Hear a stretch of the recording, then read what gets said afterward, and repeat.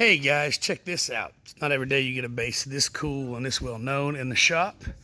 This is a 62 Jazz bass known as Whitey.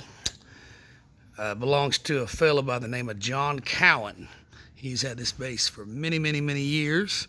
Got some cool signatures on it. There's Greg Allman. Can't quite make out who that one is. There's a... I'm not even sure on that one. There's Chris Squire. So cool signatures on it. This bass has had a lot of history. Really cool where John is currently the bass player in the Doobie Brothers, but he's also known from a band called Newgrass Revival, the John Cowan band. And let me show you something interesting about this guy. This is a 62, which it has the smallest neck I've ever seen. It's .047 wide at the nut.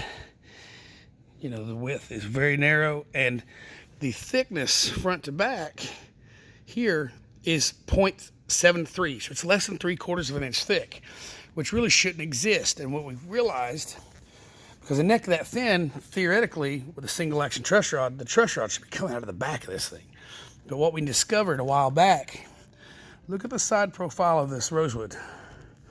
Get my camera to clear up.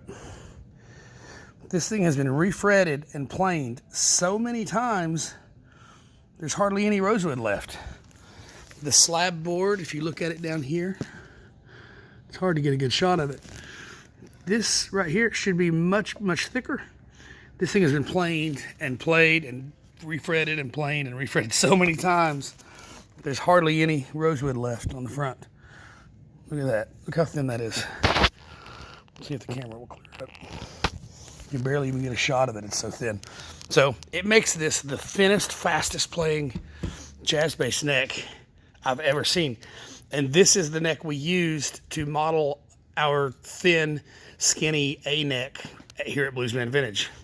We actually added a little bit back to this because this is so thin most people would be, you know, uncomfortable on it. But this is one of the instruments we used to replicate our Eldorado model here for Bluesman Vintage.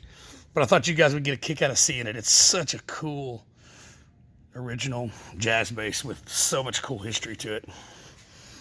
So there you go. Just another day at Bluesman Vintage.